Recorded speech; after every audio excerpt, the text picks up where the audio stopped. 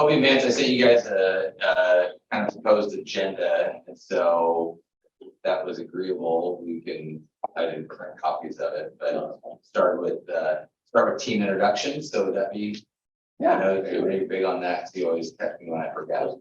Yeah, who's the face, the new face here? All right, well, our team can start and just kind of go there. So Dan Bush, Assistant Superintendent. Owen Bonser, from the school board. Any facilities maintenance? Kim Dowd, Controller. Martha Franklin, Human Resources and Business Services. Brandon Larson, Administrator, Special Services. I'm Paul Scoville. I'm the lead cook at Robert Frost. Lisa Roth, I'm the treasurer for the OSA, OSD. And then I'm also secretary of Hobie Williams, school superintendent. And Stewart, chapter president. Ron Hernandez is part of the vice president association. And welcome all. And then we said we'd do a review of ground rules.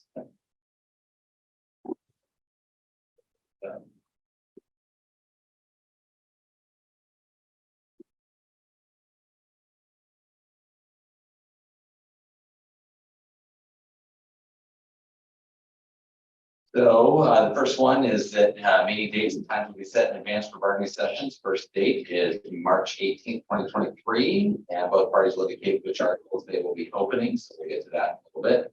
And the parties agree to notify each other of any changes to bargaining session dates, end times, and locations at least 2 business days in advance. For the purpose of this agreement and the ACPA, the first bargaining session will begin. The 150-day bargaining period will be today, May 18th, 2023. Parties agree that whenever possible, statements to the school board will be a joint presentation for the purpose to publicly state their positions on open articles. Any unopened article by either party on the May 31st, 2023 bargaining session will remain unopened unless mutually agreed otherwise. Either party opens an article, the entire article is open for bargaining and remains so until tentative agreement is reached. The first 2 bargaining sessions will be 2 hours in length. Subsequent bargaining sessions will be a minimum of 4 hours in length unless mutually agreed upon to be shorter in duration. 4-hour sessions will start no later than 2 p.m. unless mutually agreed. Each team will indicate the estimated length of caucuses. If the caucus is taking more time than expected, the team representative will communicate that information to the other team during the caucus.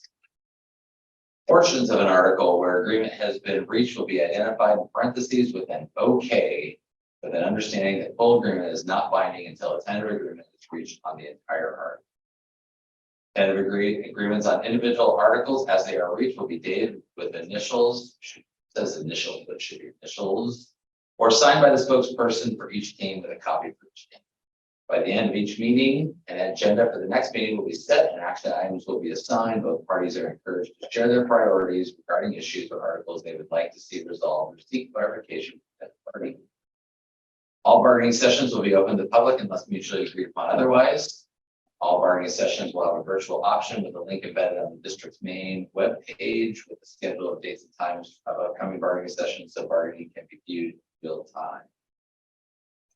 You might want to make sure that we have publicly make sure people know where to go and find those. So we'll get a little better at that part on our end.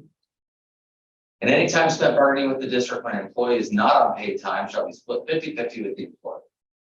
I won't go through all the examples there. I think we know what that means. The district may choose to pay straight or overtime, whichever is applicable, or award compensation time, or offer the use of flex time. Time off or flex time will be agreed upon by the employee and supervisor, but must be taken within the same balance. I'll be advanced from the spokesperson for OSEA, and I'm the spokesperson for SFSD.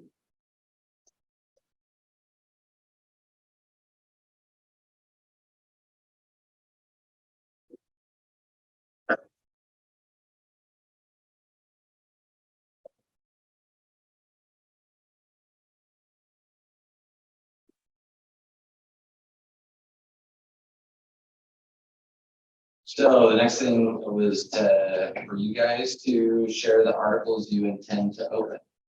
All right, the packet in front of you. Okay, Go ahead and start going through that. On the first page here, you'll see that the proposing a one-year contract. You turn the page here, under number one, the reason why we have crossed out substitutes, because currently before the legislature, there's a bill to make substitutes back in-house at the schools. We don't know the fate of that, so we are hedging our bet. We figure we'll know by the time we get started. Down below, you'll see we've changed it from 90 days to 30 days for that portion there. And if you follow down below, again, we're having, you'll see in here, and I won't go through all this, you can read it, but we're trying to make the ceiling full-time 6 hours. There's also a bill before the legislature, if they ever get back to the meeting, that talks about making a minimum of 5 hours. You'll see a lot of it reflected in this contract where 4 hours employees have been struck in this part, I believe 5 hours. So you'll see that theme throughout this. If you turn the page, you'll see we have intent to open insurance and both these proposals, Article 3 to 4 says insurance twice, but that's not right. Both Article 3 to 4, which wages is 3, and then 4 is insurance. I should say salary for compensation. Those will both be next time. You turn to the next page here. Anything you see like that number 4 that's in gray, my secretary went through and tried to standardize what we've defined OCA earlier, so we don't need to define it again, kind of thing. That's what you're seeing here. But it's not meant to change the intent of the contract. It's meant to, make it consistent through the contract, or correct grammar or spelling errors or punctuation or something of that nature. If you see one of those grayed out, you feel it's doing something other than that, let's have that discussion, because that's not the intent of that. Down below, this is just to clarify the process under 5 and 6. Some places we have had people, you're going through the process, now you drop your membership, and we believe that's the school taking aside, which is not appropriate under the law. And so we just want to make it really clear that they refer back to our president here, and our president will get into the process if they decide they get dropped their membership. In terms of the next page of discipline, again, this is also an article we have. This article is talking about just cause primarily. We've dropped the probationary period down above, you can see, but down below the date changes the just cause, and that's the 10 just cause listed below with an example of what it is. This is also a bill that is before the bodies up there in the Capitol. We're waiting to hear on too, but even if it doesn't pass there, we feel strongly this is something we need to address in this part. If you flip a couple more pages, minor changes, I think, to up through B. We changed the calendar days from 20 to 15. 20 seems like a lot to get back a decision. Down below that, under D, so this is something where we feel that these folks, since the process hasn't been completed, should be allowed to remain employed with paid status until that process gets completed. Whether it's a grievance or if they're suspended, they should have the right to have a suspension held until the process is completed if they're found truly guilty of the violation. This is what we're trying to address here. And then the rest of it down below largely mimics that to get down to 5B. This, I believe somewhere else in the contract said this too, but we had an occurrence where somebody was disciplined and all of a sudden we went back and talked to the principal, which would not be the appropriate step. The appropriate step would be to talk at phase 2 of that step, because the principal already made the decisions. Going back and talk to them after they formally made a decision doesn't make any sense. And I believe I found this language in another part of the contract, but I don't think either one of us has seen. But essentially, if you've issued discipline at this point, the principal does the issuing discipline at that point. It doesn't make sense to go back and talk to the principal again about a decision they've already made. So that's the intent of this language, just to make it a little cleaner. If you flip over to Article 10, we have largely left this article alone. We do want to add under definitions or other complaints. And the intent here is very transparent. We don't want bullying, we don't want the ERB, we don't want these other groups coming in and telling us our business. If we have these complaints, we bring them through this process. And then hopefully we resolve that, there's a lot of steps to that, so hopefully we get that resolved. It allows people to bring these complaints, that coupled with the language we got last above, with the board language, we feel we'll keep most of this stuff in-house, and we don't have to worry about other outside groups coming in, because then we lose control of the process, right? We may agree to something that works for us in this district, but if we have the other outside groups coming in, they decide for us. So that's not what I want. You've heard this from me many times, Dan, I know, but this is the intent here to make that change. You turn the page, so under one, we were looking to extend that 14 days. I know we can talk about this a couple of years back. Where we've extended to 30 days, we've seen very few grievances come forward. It largely just gives us the time to get all the information together. So when I have a discussion with the supervisor, this problem is resolved, and it doesn't get elevated usually to me or you at this point, or the person in your position should say these other areas. That's the intent there. It's just to give us more time on the front end to really resolve this and figure out a way to continue. Because when you come to supervisor, you kind of have to know what you're doing. We're gonna probably end up in agreements because we just don't know all the facts, but we gotta move the timeline, right? So the other parts of the timeline, I think, are pretty tight in size, but that one, I think, is the one where we want to have a little more flexibility. And if you go down below, you'll see we've altered the same as the previous page, so we've added the word or complaint. And in the gray, again, it's just not meant to change anything other than the grammar or spelling or something like that. So on the next page, under 2, I should say D2I, we had a discharge to this. It was kind of interesting because it was kind of split out, up above and B, you can see. It didn't make sense to me, so we changed that so that it would be like the same process for, if you can file a grievance or suspension or appeal, you can make the same, you do the same with a termination. So that's the reason for that change. And then that's it for that article. If you flip over to 11, again, here you will see where we've lowered the bar for regular full-time to 6 hours. And we do believe that is pretty standard for a lot of your neighbors around. Obviously, probably not all of them, but 3 or 4 I can think of off the top of my head. That is the standard. Down below, we cross it 4 hours again. That's because of that bill that's pending. I guess we'll have to see what happens with that. If you turn to Article 12, this is, I almost put it in the grammatical stack that I have for you. But do we have any drivers that would this affect? We don't have bus drivers anymore, right? They're have like 5 hours. That would be the closest thing to a driver. What's that? Good kids. Yeah, I was gonna Food say, service. we have a Driver, food service yeah. driver, Yeah, but how many hours does it Yeah. work? at least 5 or 6. I think we're 5 now. Sometimes, yeah. Oh, yeah, he works.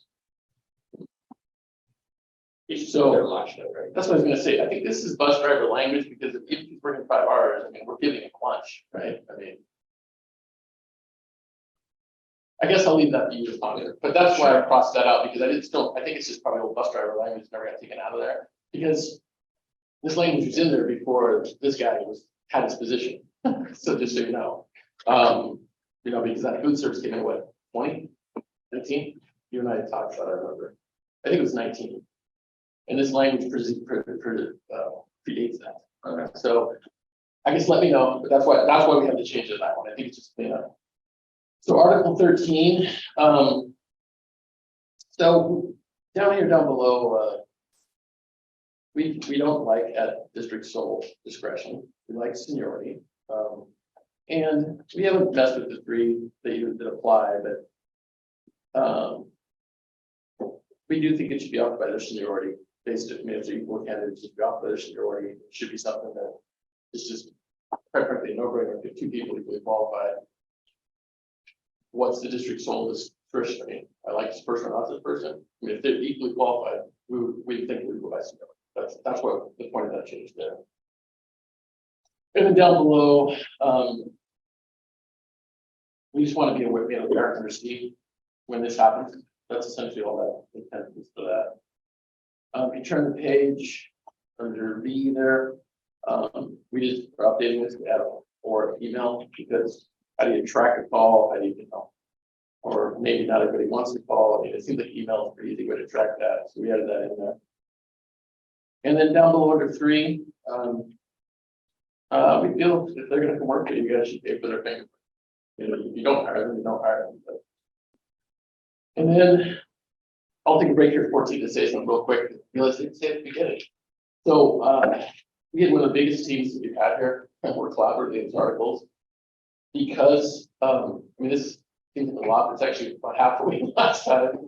But they asked me to go through them, but we were each going to do this, do our time schedule. We really wanted to kind of move through so we get everything done, respecting these timelines. So that's why you're getting a lot of my voice today. I already apologize for that. Okay?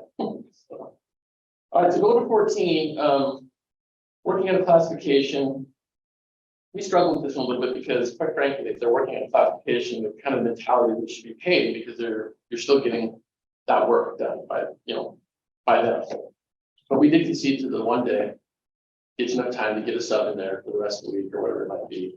So that's the change down there, and you'll see that reflected in the change below that, where it's talking about the second day.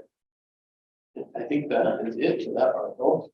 If you go to 15, you'll see a lot of change.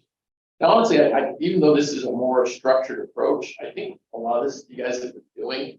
I know we put this language in last time, and I should say in 2020, and we really have been kind of trying to use this committee, I believe, in the ways that we're talking about here. But somebody came through with this language in one of my other groups that really just kind of took your guys' language, really kind of put it into a really clean process. We did add a little to it in a couple areas, but I thought this would be something that would be very helpful out here. Where we have put it in, we've had nothing but good report backs from every side of the issues. So the employee feels heard, the management team feels that it's a good process to follow, and the union leaders have all done the same thing. Now, if you turn to the next page, you go down under number 2, and I think we've done a little bit of this here early on. We first put the language in, but this just puts a face to it. Basically, we've all worked with people that have, oh, hey, you know what? The boss did me wrong this one time. They didn't consider this thing, you know. I mean, I know Ken's heard it, I'm sure. You know, I can see that smile, but I'm just saying, sometimes they're full of it, and sometimes they're right. You know, we already have a process set forward for the committee here. This allows them to bring that to the committee, be heard, and get final resolution to it. And places where we put this language in, we've had people, 20-year employees, that every time I saw them, I've only been down there 4 years, complained about how they were wrong, right? Went through this process, realized that a lot of this was built up in their head, quite frankly, because you still have to prove your case. You still have to show evidence. You know, you can't just feel this way, right? You have to have some proof to make your claim. And then after that process, even though the committee ruled against them, they did tell me that it's not that I need to feel better, right? So we think there's some pieces here that are psychological, not just procedural, that helps make it a better work environment for those folks, especially. But at the end of the day, it's no different than a reclass. They have to show proof of what they're saying. And I've seen a couple where they have to, but it's not, mostly it's people that really feel they were wrong. And so they dig into it and have to prove their case, they realize, oh, this is why this happened, right? So I think it's helpful. It's number 2, this we're calling it the change process. And that's why it's there. Vacation, we kind of played this a little, moving around. Well, let me start at the top. The number 1, we crossed out 12-month employees. So we want vacation to apply to all members of the bargaining unit.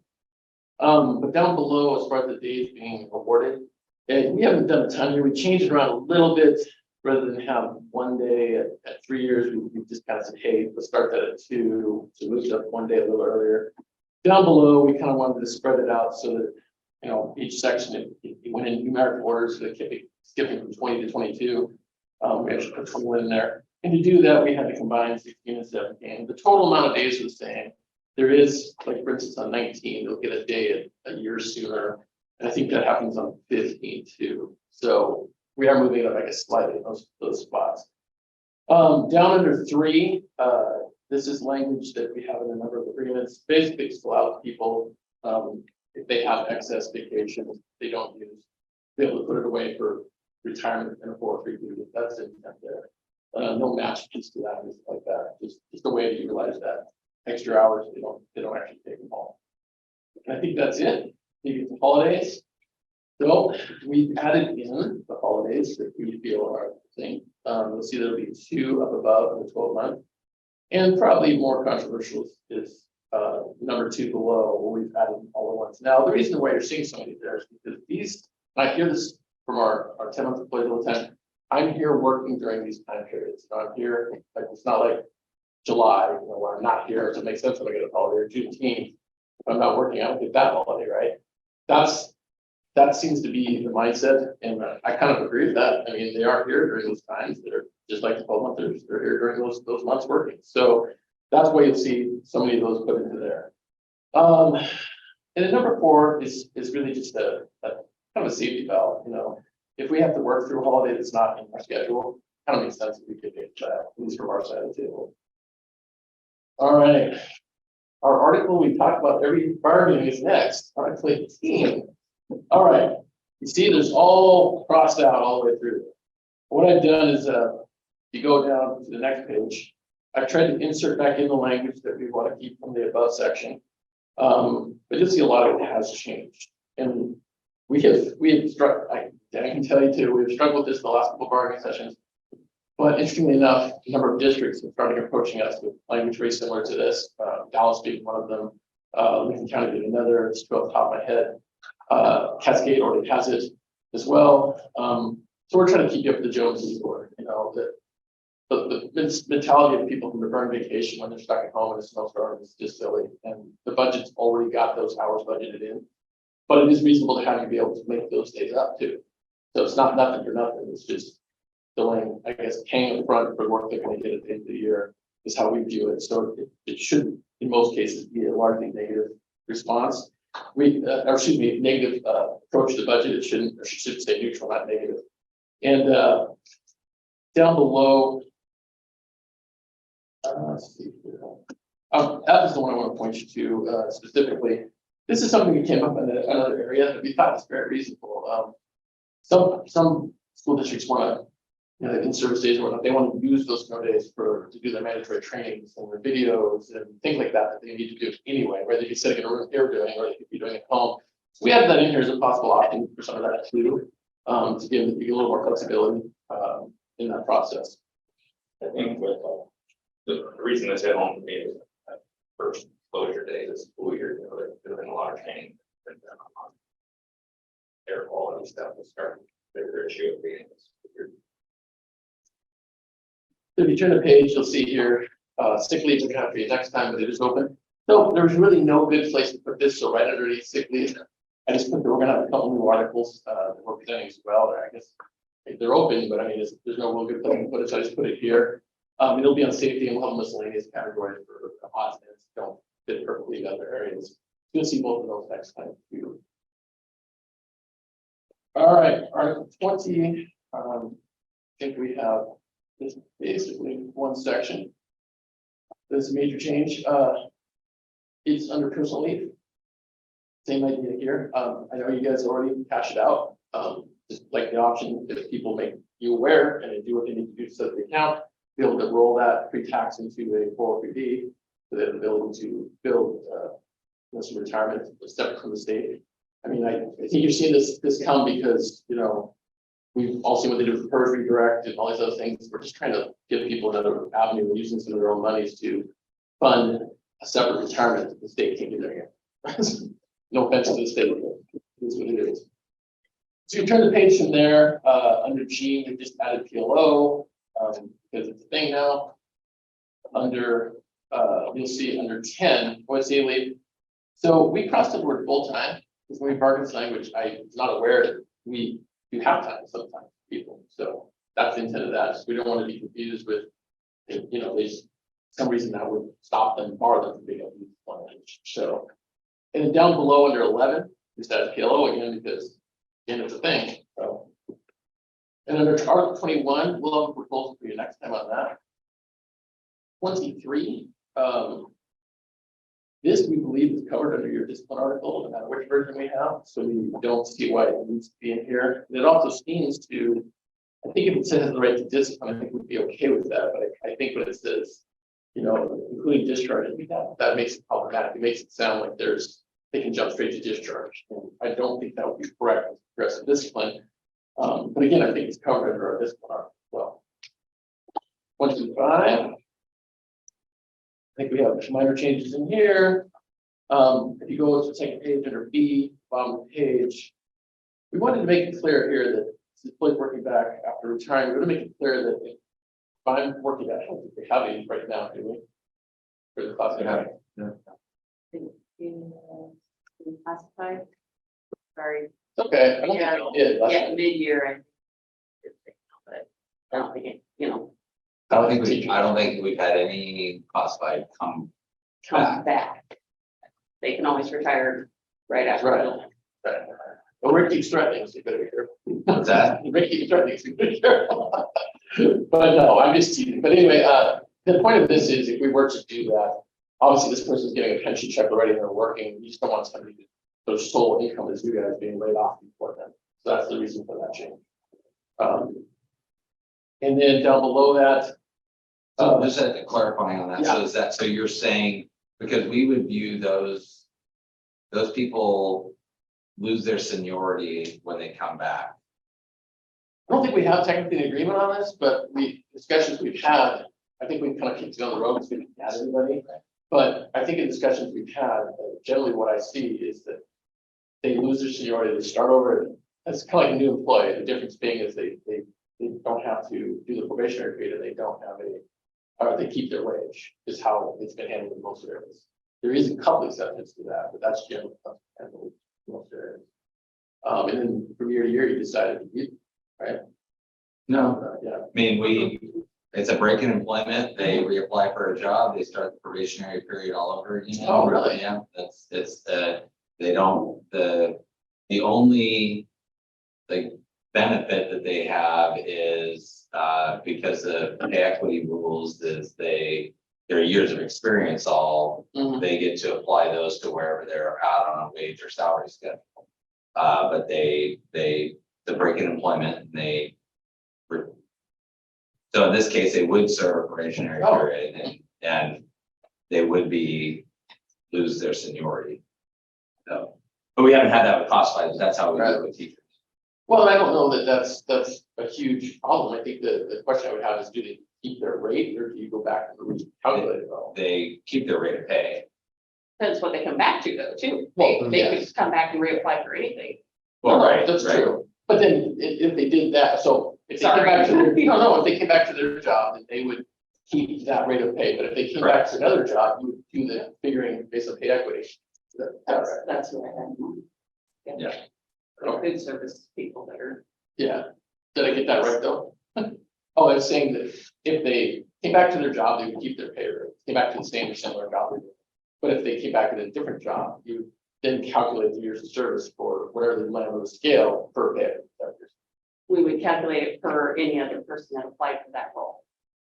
So what experience do they have in? Oh, in food service, look, if they were a teacher or something, I see what you're saying, okay. Okay, so you guys don't give any kind of credit for long time spent with the digital. That's through the longevity side. That's where you Oh, get no, no, credit. we should restart with these folks, so that's why I'm asking, I'm just trying to make sure I wrap my head around what we're saying, okay. Well, we haven't had it yet, so I guess we'll, but that's the intent here, so I'll get back to this. Down below, so the reason why we think this should be 10 instead of 7 is because it gives them 2 weeks to figure out, like, the bumping usually you're moving to another schedule if you're not familiar with, it gives you time to figure out if you can make the shift, like for childcare or a spouse or partner that has, different schedules to make sure you have coverage for kids or 3 extra days doesn't seem to be a lot of time from our vantage point. 2 weeks is usually pretty standard for resignation, things like that. And then we have 2 weeks later in the contract for other things. So that's the intent there. It's just to give them time to be able to adjust their lives to what's happening. Does that bump language? Or what are you thinking? Is that just for considering differences in schedule, like what if it's movements, but the schedule is the hours of the day are the exact same? I think it would be less of a problem, yeah. I mean, I'm really trying to look at what's the worst case scenario here? Well, a lot of times these people get moved to different hours, schedules, right? Or different buildings might create a commute, it's longer, and then will they have childcare? Will they be able to pick up their kids from school? How are they gonna get that all arranged, right?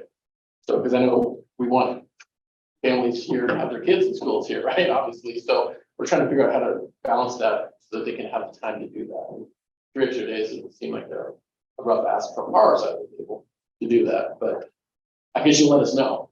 Down under B, and this, I think merits more discussion. You got bumped from 3 to 5 because I guess it would depend on what we're talking about here. If it's a group of 4 people, it's a very different discussion than if it's a group of like 50, right? So I guess that's the reason for that, is just to give people more opportunities, but there may be some more discussions need to be had here. If you want to look at your groups and see what exactly that would entail. I think that would be helpful. Turning the page, again, here you're seeing the down under 4, largely what you're seeing here is the removal of less than 5 employees per bill is pending. In fact, I think that's all the changes down here, other than the regular full-time we moved to 30, but other than that, the rest are reflective of that. All the way through to the top of the next page. So here, this is our ongoing battle here too. We think that 120 days is a lot of days, or, you know, I mean, it doesn't seem to be in line with a lot of your neighbors. Between 30 and 90 days seems to be where they're at, so we feel like 120 is a little high, on the high end for that. You just need to get a step, because quite frankly, we want them to come back. We feel like that's the thing holding them back, and maybe it's not, but, you know, we want to give them every opportunity to come back so that you don't have to look for them first, right? Because that's more for everybody. And then down here below, this is moved from 7 to 10 days also. Same sort of thing. It's like this one's slightly different because people that are on layoff don't know when they're going to return, could go somewhere or could go take care of a sick family member if they have the time, and then they come back to not having a job because 7 days. But if they know they have to check every couple of weeks, every other week to make sure what's going on, this feels a little more amenable to this person. They don't know you're going to call them back necessarily, right? So that's the intent there, just to give them a few more days to respond to that. And if you turn the page, nothing on the back of this, I could not get this PDF to crack. So it's all yellow, made it all yellow. It is open, but we will bring you something next time on this one. And obviously, it's the term of agreements. We're not going to know some of it for quite a while, but there is a couple of things that we need to share for tomorrow. With that, we have, I think that's it. We have all our proposals through here. Yep, that's it. The rest are all. All right. All right. 40 minutes, Nathan. Hey. See if where I can be equally as, but Do you want to talk to us before we meet, or? no, I think we'll share our proposals and then we can figure out where to go from there. So Good. Marissa has a sheet of what we're opening today and what we're be opening on the 31st. Actually, before we jump into this, my bad.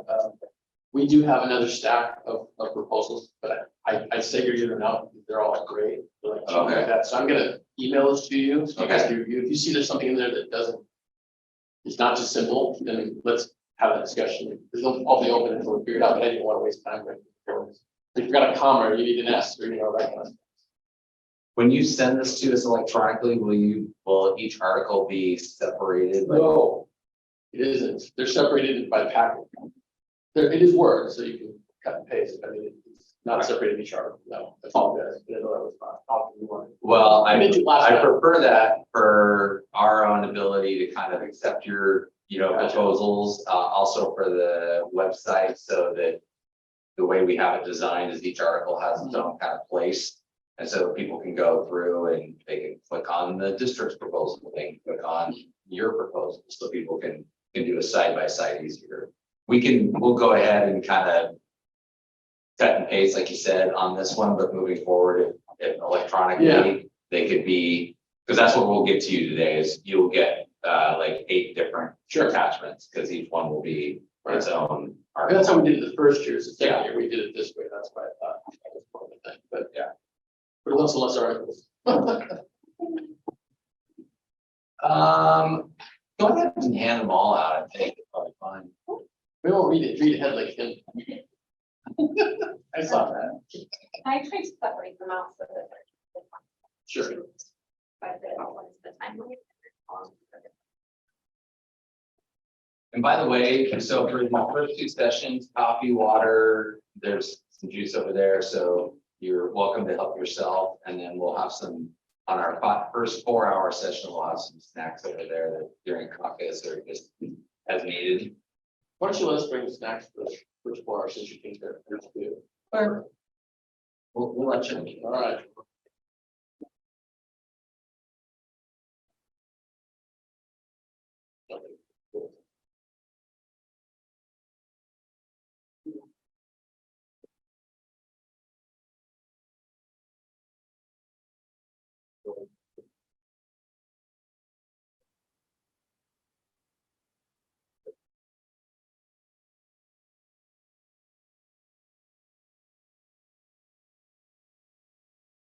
All right, so I think the SFSD proposal timeline is, so we'll be going through Article 5, voluntary payroll deduction, Article 7, association responsibilities, Article 9, discipline of employees, Article 11, work hours and work week, Article 13, job openings, Article 14, new positions, Article 16, vacations, and Article 17, holidays, is what we'll be opening, talking about today. And then on the 31st, we'll be bringing forward Article 3 salary, Article 4 insurance, Article 19 sick leave, Article 20 leaves, Article 21 training. And then we'll also be opening the job classifications. I did a second here, which one's work through. No.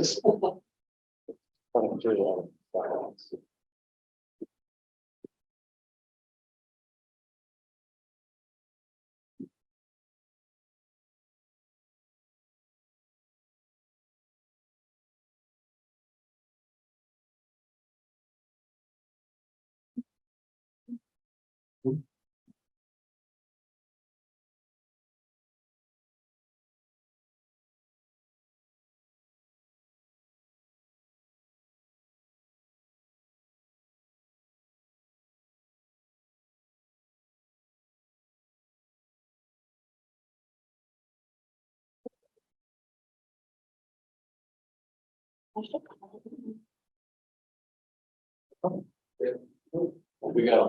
All right. So I will be doing most of the presentation, presenting of articles, but if someone is a subject matter expert, I will defer to them. So Article 5, voluntary payroll deduction / dues, I will turn it over to Kim to explain the changes that are. I think that Article 7. Yes, Okay. We know 2 steps. yeah, we got 2 sets of them over here. Oh, That's that's you why. guys. I think they're down there in the end. Look that way. Couple here, Yeah. Perfect. So in Article 5, very, minor kind of some language adjustments, I got just one to more. make sure Love that, it. oh, sorry. Okay. One more, Brandon. So everybody can hear us again. All right, please. No problem.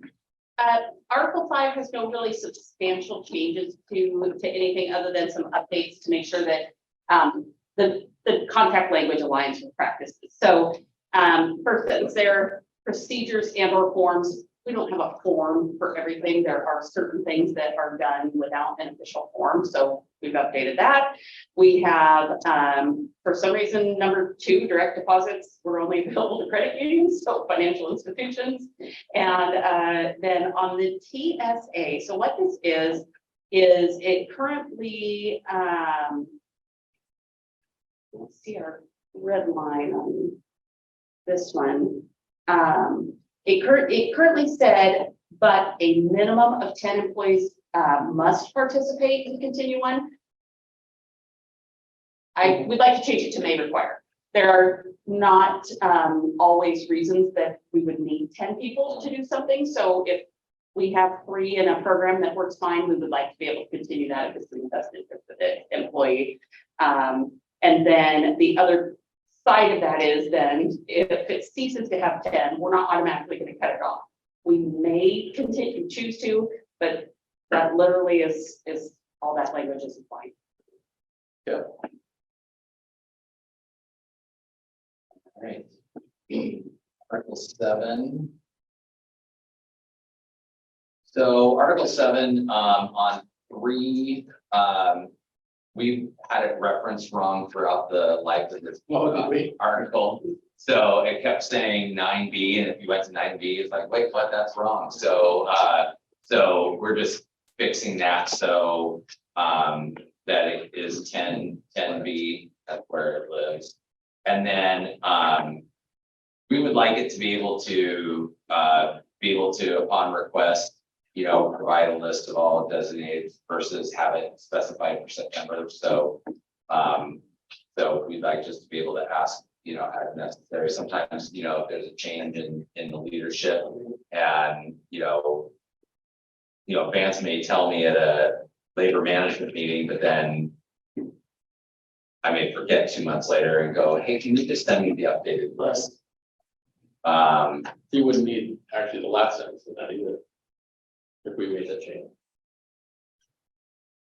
I think we'd probably be open to that. Well, it's. Yeah, it's a I mean, question of right, time, yeah, right? right, So- yeah. Okay, Okay. understood. And then on 9, the new hire, non-union employee meetings, I think that Vance would agree that, we've kind of sort of struggled to find the best mechanism for having these meetings and what works. And, I think we tried a new format this year of having the second Tuesday, but then the second Tuesday sneaks up on everybody. And it just, gets difficult to try to figure out, and we want to work collaboratively on this. We don't want to, so this is an idea that we're presenting. We'd also like to do a better job of having orientation meetings for our employees, especially those that don't start at the beginning of the school year, where it's oftentimes they're just kind of, here's your laptop, your badge, good luck. And so we'd like to do a better job of giving people like we do at the first of the year. So we would hold orientation meetings 3 times a year. So, and then at least 3 times a year. We could do more. And that we would be holding them here at the district office. I think that kind of creates a opportunity so that it's not, so we're bringing them in to have a meeting with the HR biz team, could be Brandon, others as needed. And then like we do at the first of the year, then we say, so here's the agenda, here's the time that the district's going to spend. And then, Vance or whomever can come in and do the union orientation. So. Will those be required to? Yeah, they're involved. So, yeah, I mean, What would the district be required? well, so that the orientation meeting would be required. Yes. I think, so that would be required. So that also, I think that helps that one of the issues that happens when, an administrator at the end of a busy school day, kind of like who's supposed to be where. I think that this helps alleviate that issue of having us work collaboratively to in advance to say, hey, we've got this date 2 weeks from now, principals, your employee, your staff member needs to come to the district office for this required orientation meeting. Yeah, I think. Now, I think the one question that I'm, at the end of the day, what happens if a person gets up and says, I'm not staying for this union meeting? I'm not sure whose enforcement under the law that falls under. Now, no one, what's that? Well, We have this, I would say, obviously, talk to your attorney, but we have this case out of Lemony Estate that helps shed some light on that. So, because it's paid time, they gotta do what you say, they don't have to join them. And the law requires that they talk to us. I mean, that, the concern I have with this is, I like what you're saying, the concern I have is how do we keep this in compliance for law? So for 30 days, supposed to be a contract and talk to them about the union. I mean, you and I have had many discussions trying to figure this out, without even being bargaining. So I would like to try to figure something out that works well for you and us both without running afoul of the law. That's the concern I would have, because it's very clear. I mean, everybody got said, whoa, we got all these great things, you know? But there's requirements of us too, right, within that 30 days. Legally, we're supposed to give them a contract, and we're behind on that because of COVID and everything else, you know? So I guess. I mean, we're open to new suggestions. I mean, this is an Well, attempt to solve an issue that we're both equally I agree. frustrated I with. agree. So I think that we're wanting to find something that's workable. And, you know, we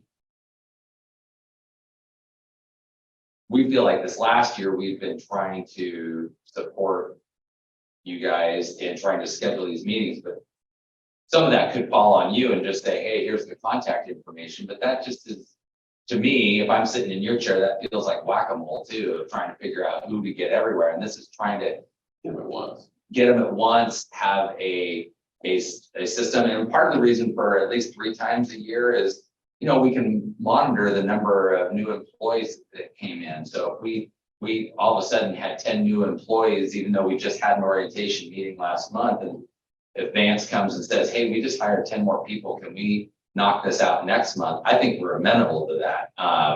You know, part of it is trying to balance frequency with the number of people, the bang for your buck, and how many people you're bringing in. So we're open to other suggestions on this. I think as long as we can both agree that the problem we're trying to solve. Yeah, and I think the other piece of it too is that, I mean, it is kind of like whack-a-mole, you're right about that, but it also is more expensive. District paid for half hour for him and half hour for whoever's doing it, half hour for the employee in 10 different groups instead of doing it all at once, you know? Yeah. It just, we're both talking about the same thing. We'll look at it. The layout of our district is one of the biggest factors of Yeah. just trying to get everybody into a central location, you know. Well, I think too, part of the issue is communication with the employee and the principal remembering to tell the employee, oh yeah, you gotta go to this meeting, and they don't remember, and then, Yeah. yeah. No, you're not wrong. So anything else on that one, team?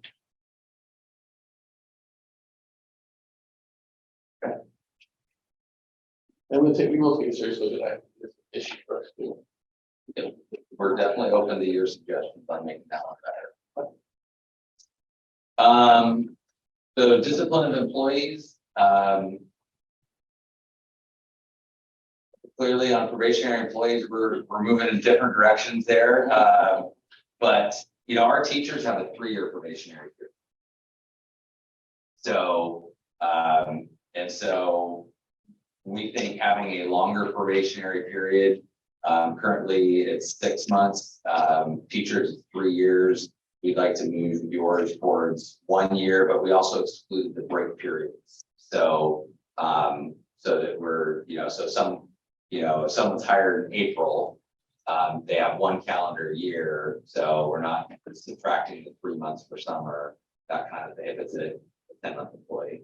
So, What's the teachers have 3 years. What did your administrators have? same And what about your confidential? there, I mean, 12 months. Almost possible. I have to- No, it's okay. I'm just trying to get a rough It's idea. either 6 or 12. I can't. I- I need to freestyle. yeah, we won't freestyle on that. I will say in terms of confidential, probably have the least amount of protection, though, in terms of if we're talking about discipline or discharge, you Sure. know, because they don't have a collective bargaining agreement and they don't have any state statute. Teachers and administrators are protected by Not state yet. statute. Who knows what will come over next year? Yeah, so, the class, confidential employees and supervisors don't have, statute or really any kind of, protection there.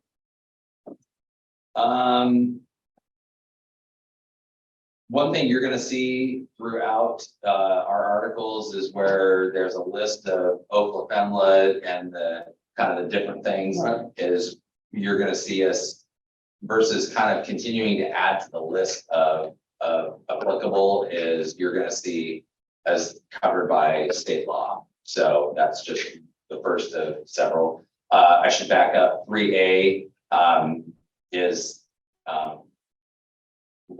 a typo, like another typo where it should say a non-probationary employee.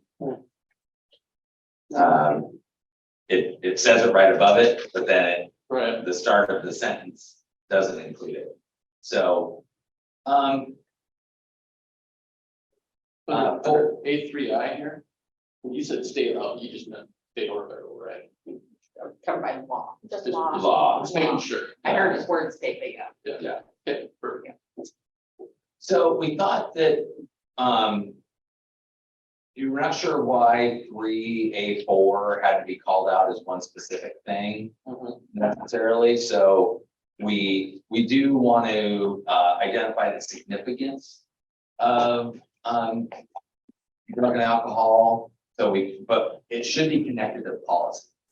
So it shouldn't just be kind of this standalone thing in 3A4, it should be connected to what our, drug and alcohol free workplace policy, for example, it should be anchored into that, because any discipline that would be taken would be in alignment with district policies. So. Yeah. And, another one that we're obviously moving in different directions on is 4B, the due process, where the written decision is within 21 calendar days. And then if more time is necessary, not to exceed 30 calendar days. So one of the things that in current language that we certainly definitely want to see changed in this particular section is current contract language starts at working days and then shifts to calendar days. And I think for everybody's ease of having consistency, it needs to be the same. So, we can discuss, through the process of where we land on the number, but we definitely are adamant about having it be the same calendar or work. And our current proposal is calendar. And I think one of the, oftentimes from the administrator standpoint,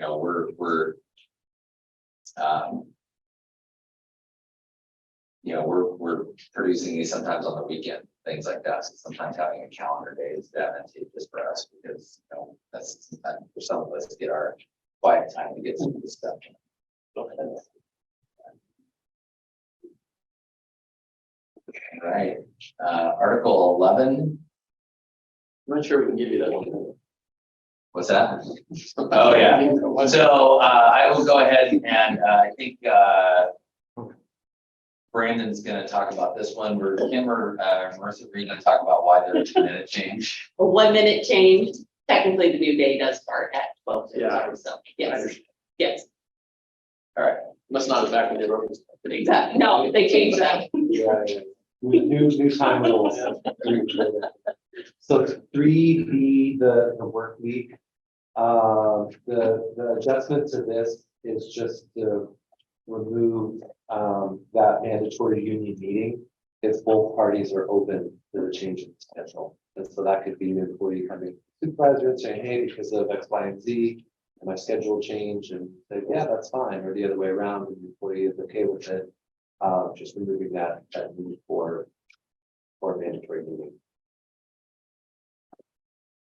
And just as a clarifying, if we're opening this article, so we kind of massaged a lot of this section and then just landed with that one change. We were kind of looking at different things. So just to make sure we're on the same page, of 3A, where it's, I haven't proposed any changes, but when it says minor adjustments at 30 minutes or less, we're talking about, a 5-hour employee who we're going to add 30 minutes to their day somehow, or, subtracting 30 minutes of their day. So 3A is talking about the number of hours the person is working and the ability to adjust within 30 minutes.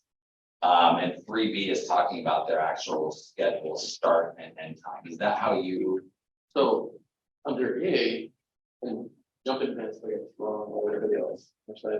My understanding was that was from a 5-hour employee, it's still a 5-hour employee, not shaving 30 minutes. You're just like, hey, we need you 10:30 instead of 10, or we need you 9:30 instead of 10. Same. We're talking about the assignment. The hours. Given. Yeah, that's how I understand it. Well, this is why I wanted to bring this up to make sure, because, and maybe we need to have a definition piece of this, just so we don't have confusion moving forward. So, Yeah, I think discussion we had at least a year ago, we had where I believe, I'm not gonna word your mouth, but I'm kind of gonna do it. So I believe you said to me, we need to shift them later to half an hour, let's look at, I remember asking, let's look at hours, yeah, that's not the issue, we need them from there. Because the buses or something was happening, in time of the teacher or something weird like that. And that's the only discussion I think we've ever had that I can recall. So I guess if we're talking about shaving their hours, that probably would be a mandatory subject too, talking about hours, but that's good. Should be scheduled, but we should definitely get on the same page in this session with that, because that's definitely not our intent. okay, But I think under this one here, just to be clear, under B, what you're saying here is like, I'm a 5-hour employee. Just an example. Hey, I work 11 to 4. I need to shift because maybe it's kid issues or something. I'm shifting 10 to 3, and if that works for the district, you just don't want to have to go through official meetings and something like that. I think we're just, questioning what is gained by mandating a meeting if both sides are open to the change. We know about it. I mean, really honest, that's it. So we don't have 10 different people sitting at 10 different, that's the intent, right? But I do see that there is probably some room we can work with you on that. If both parties are agreeable and it doesn't define the contract. I think we could have some discussions about that. I just wanted to make sure I understood it. so if we had a student that needed, so exactly your example, if the employee went from 11 to 4 and Brandon said, hey, I need to have you do 10 to 3 instead, does that work for you? And the employee goes, yeah, that's better for me. Gets me home to my kids dinner. And the employee's thumbs up, we don't want to be required by contract to have a meeting. And that's a part of it. Yeah. And then, so for BI, I think the reason why it's entirely called out is because of an indentation. So, but there is the strikeout regarding the compensatory time on their paycheck, because we have been unable and currently don't see ourselves being able to provide that. So we're gonna strike that out. How are we gonna have a way of monitoring that, tracking that, so both people know? They're all looking at you, so. We, believed that our electronic time card system was going to do that, and there is a system limitation that I believe everyone would be against, meaning you wouldn't have any choice as to when to accrue comp time versus when to get paid for extra hours. It's either all or none. And we think that comp time is a choice, right? If I want to bank it for later and I'm within the provisions of whatever those limits and stuff are, we think that's a win-win. If they need the pay, to elect the pay, we want that election to be at the employee level. Our concern with the strikeout literally has to do with ability at this point.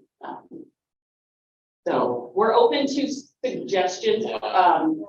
There's really only one department that does, I shouldn't say one department, there's very, very minimal amounts of comp time done in the district. So we're open to discussions.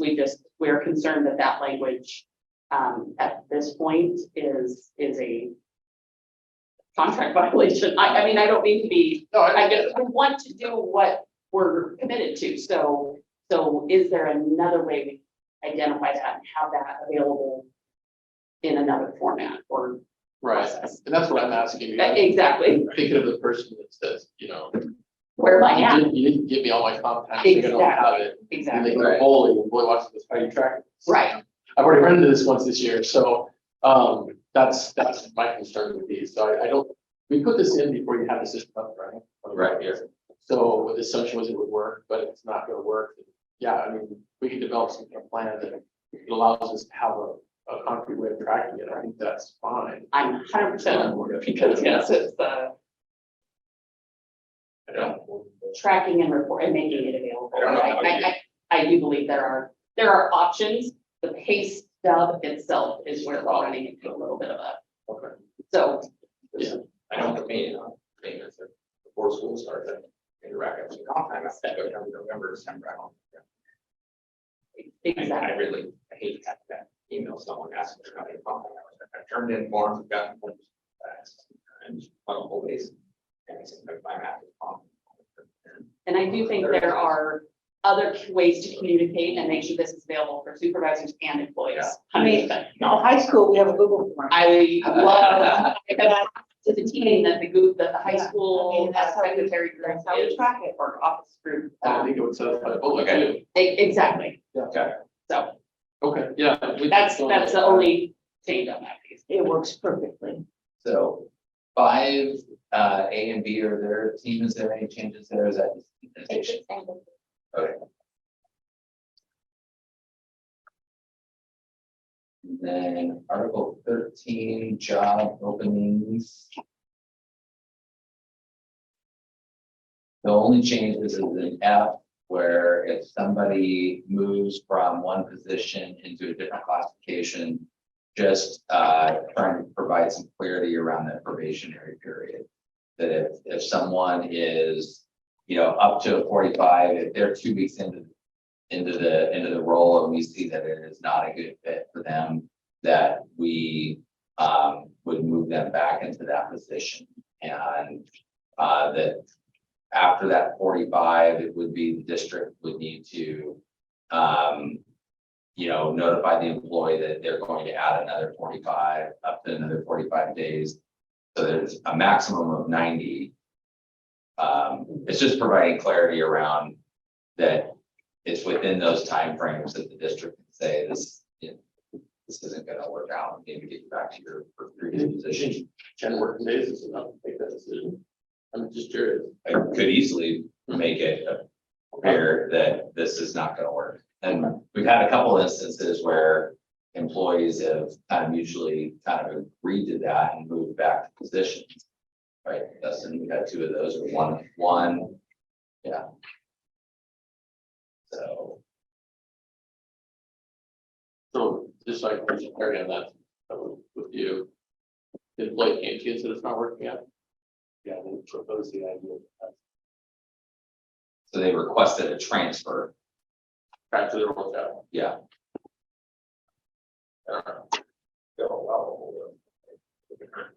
We'll look at this. So new positions,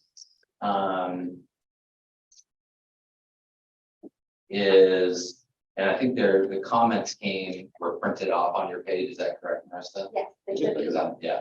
So one is just an change from a bullet point, because we would like the only bullet point in the contracts, that it should be consistent there. So that's the only change. Working out of classification, we are proposing that we move to Article 3, because it's really a compensation. So, yeah, it'll move to, you'll see it proposed. So we may want to, you've made changes to that, so I don't know how we want to do that moving forward in terms of the exchange of articles.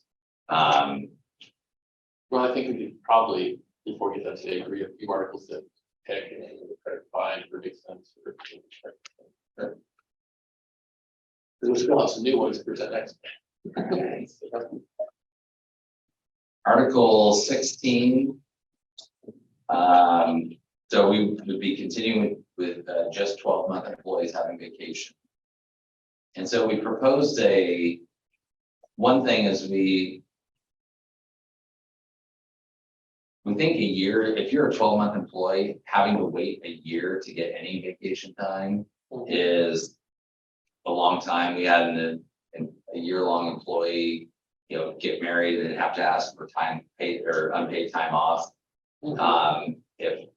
If that employee had 2 days of vacation, they could have used that. So we're proposing after 6 months, 880 days, that they would get 2 days of vacation. You don't believe the language above it says the district discretion, awarded when they be granted. He showed, he was concerned then that he'd only be have 8 days, like if he took Right, 2, yeah, he didn't want to basically take a draw. And then he's only got 10 days for 2 full years. I see what you mean. Yeah, That makes So he didn't want to. sorry, he didn't, Yeah. he chose unpaid. Yeah. Yes. Yeah. We did make sure he was aware he could draw on his vacation. Yeah, okay. Thank you. So, and then, just to try to simplify things for payroll and whatnot is to put these into bands of years. And so it, for the most part, mirrors up above. I think in some cases, there might be a band where someone in year 6 might have lost a day, but, I think, but in another band, it might be year 7 gained a day, something like that. So, So bumps the max to 19 years. Yeah. And up instead of 20.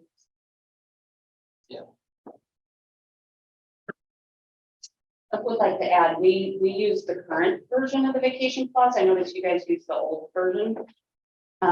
This is not the current, language. Oh, This Article 16, we had that mid-year opener or, you know, oh, that, yeah. yeah, so we used the Article 16 as it stood Mhm. with the, information on the people who moved from 10 to 12 months.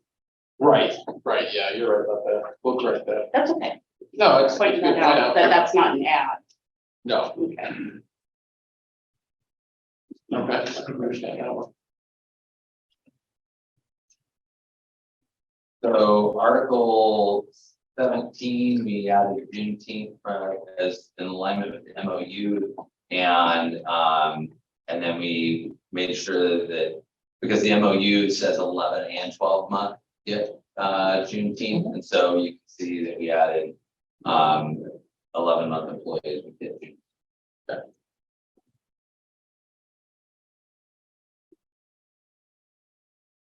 You beat me by 5 minutes. Beat it by 5. Yep. So we're at 10:15. Why don't I email you the grammatically changed stuff that's open, and maybe that you guys can do that, we can back together, talk about that, we'll try to see if there's something we can talk about. Okay, yeah, so for the first few meetings, caucus spaces would be, There's more money than us, so we can go. well, I don't, team, what do you guys think? Do you want to go into Brandon's office or my office? Well, probably Brandon's better than mine. Or, Okay, yeah, you guys can use the room. yeah, we'll move it in. You guys can stay put. There's more money than us. Look at all this stuff. Let's just let us go. All right. Look, All right. it'll be nice to take some later. And if we start the recording too, well, right? Yeah. Then she'll want to Brandon, record We it. have a sticky note to, are you remind telling everyone. We're happy to leave it running. and watch it later. Yeah. So, we try to get you once a day, of the process, you know. We went ahead and made the changes. Like the green is where we think we can agree with you on, we have not these. We added a few things in here because we like your idea with the 3 meetings, but the concern is that we hire somebody who falls under the loss is 30 days, right? And above sentence says 30 days in the contract too, right? So I think that's our concern. So we think this is a stopgap that will work. If we have a few of those positions that fall between the 2 meetings, there's more than 30 days when they hire when the next meeting is. We can meet with them, you can meet with them for 30 minutes, to, you know, give them a contract, do that stuff. We think that would keep us in compliance with the law. We have added this, I mean, it's all been a paid time, but we figured we're striking out a bunch of other stuff, we put it back in there. And then, the meetings are mandatory, that again, that's people that's following the law. And then, the very bottom of the other page, a little note there, this is with our grammatical changes. Rather than for all them into this document, unless you saw a problem with those. Can I ask a clarifying question just around this one? Because the paid meeting with the community is already within the law, do we need to put it in the contract? Absolutely, If we're observing the law already? absolutely. Yep, it's already in there about 5 other places. The reason why we want to put it in there is for 2 basic reasons. One, it's really clear reading it. We don't have people reading this not knowing what's expected.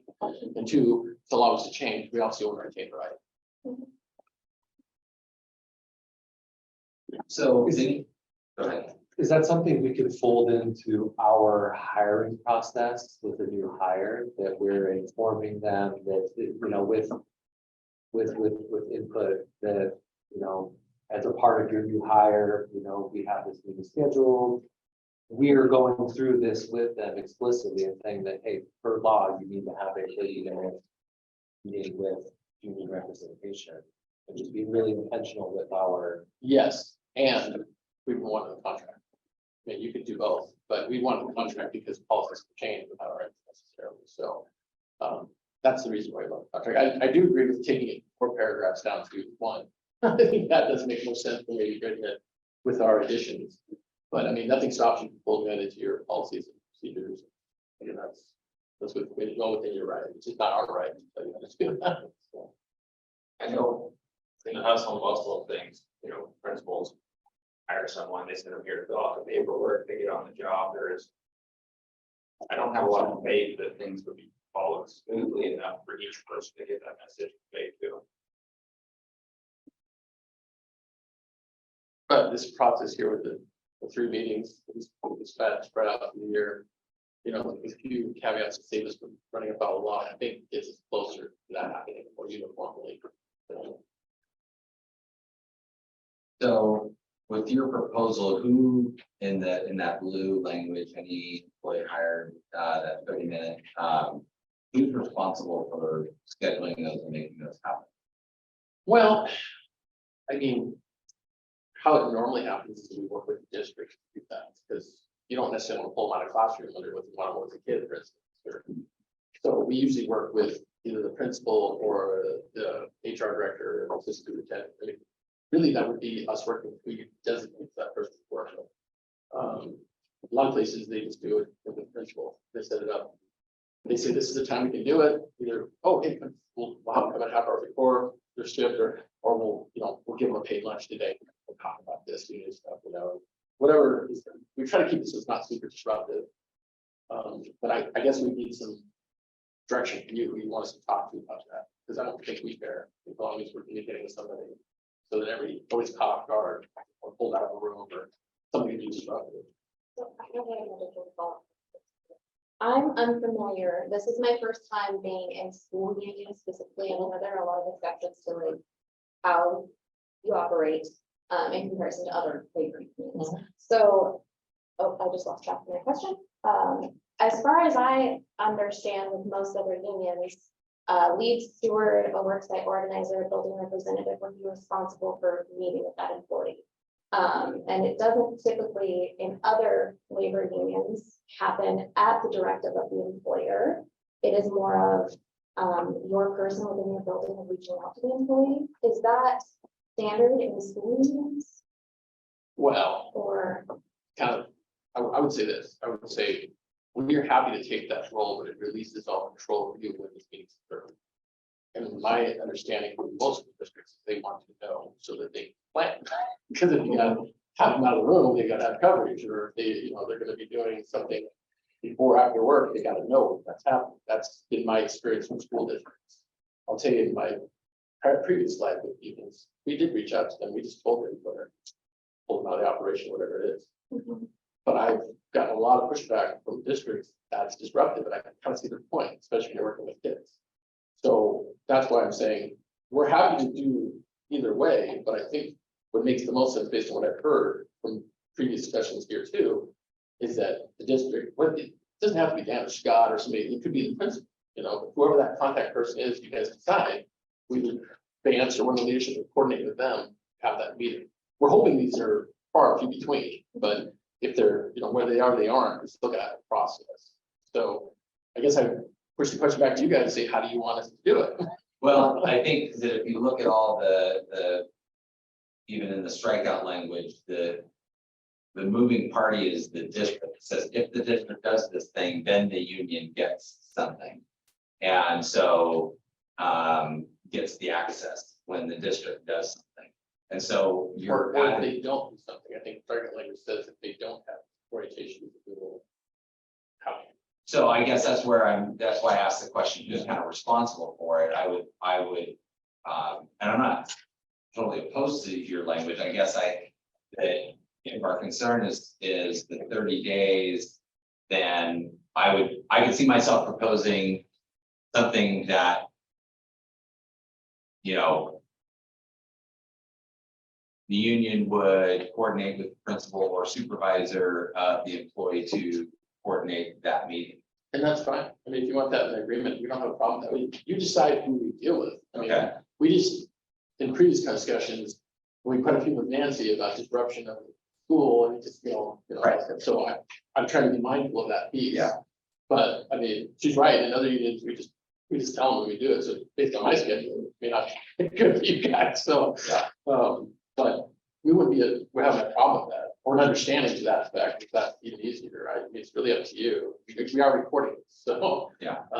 So for these new employee meetings, you are meeting with them, or is Me or every new employee, leadership. or is it leadership or some combination? Yeah, it could be either or both. Yeah, we basically make sure that they meet with some representative from the union under the law within 30 days of hire. And then we get them their contract. And your biggest concern here is not having language that doesn't follow the law. So that, Right. you know, like your higher ups don't go, well, Toby, you just gave far less than the law requires. I'm more worried about outside agencies finding out that, wait a minute, I don't know that I can even bargain it away or hers, but. I mean, she prefers technically, but the point being is that I don't want to have. Like I said before, we got a lot of stuff in this, everything's ballyhooing that, but there's requirements for us legally that we have to make sure. And that's the piece that I'm trying to do. I mean, if we set up a meeting for like, let's say, September and January, April. And somebody is hired, right after the meeting in January, we're not gonna have 30 days, to the next meeting. I mean, we could do monthly, but I got the strong impression you guys thought that was a heavy lift, everything. So, I think we can get there on this. no, we want to get you back some, this is the Yeah, article yeah. we're closest on. Yeah. So, yeah. So can you send this to us electronically? I will do that. Okay, and speaking of, so we talked a little bit earlier about getting these individually separated Right. out. So, and in looking at your grammar changes document, and Yes. so you've got ones that are grammar only. Yep. And then the other one has the grammars embedded in gray. Yes, Um, grammar or like punctuation, or like it's the wrong tense of the verb or whatever it could be, that kind of stuff. okay, I'm just wondering what's.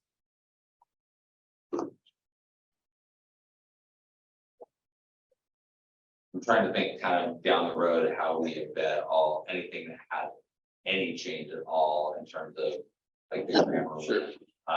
We'll take a look at the grammar one. I think moving forward, it'd be nice to get them all. I mean, if the grammar document we can agree on, maybe we can just kind of like, yep, those are all, but I'm wondering if any of those are, I don't know, you may have proposals and, yeah. yeah, I don't. I'm just trying to get these all onto one, so we're not doing with a Sure. grammar one and a content one. And a lot of this we do, in previous years, we've done kind of like a contract cleanup committee, a couple people, and we went through.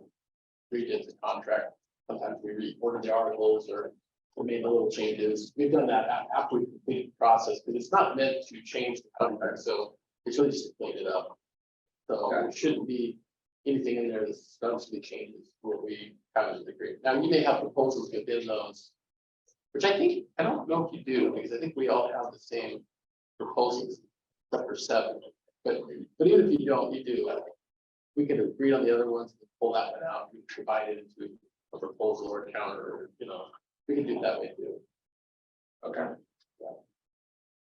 And then the other thing is, you do have access to printers, so moving forward, I don't know, Lisa, if you can. Or somebody, since you probably used to printing in the office, that you can, versus sending it over to Justina, that you should be able, because there's that printer and that printer, and you should be able to go use your code Oh, good. and access those very, Is it, but is it email it to them? email it to them. Because we made these changes on the fly and then sent the email. Right. Can she do that too? Yeah, she'll have the file, right? Well, we can send it to her, yeah. Right. She'll need her laptop. Yes, that's it. I don't have mine. Yeah, I just didn't know if there was a separate process for scanning versus, or printing an email versus printing something you put down on Facebook. Toby doesn't have access to copiers. correct, yeah, Right. so, Not yet. yeah, That's where we're at today. yeah. Yeah, we're just gonna get you something today, so. So for agenda for next time, so well, we'll have there are, both of us will have our articles that we haven't brought forward today to finish up on. Right. And we'll take a look at your proposals and see if we can have any counters for the 31st. So maybe we just kind of, we'll do the agenda by email. Yeah, so I was just gonna say that might make more sense. We put an email out saying, hey, we're gonna bring these articles to baseball representative, you do the same. Kind of like we've done with your guys. I think that would be a lot easier. And my team, anything else for the good of the order? Anything? Actually, Yeah. all I don't think is Matt Scott. Oh, Oh, that's got. Robert Frost, right? Yeah. Yeah, we run into each other. Right on. Nice to meet you again. Thank you, Vance. All right.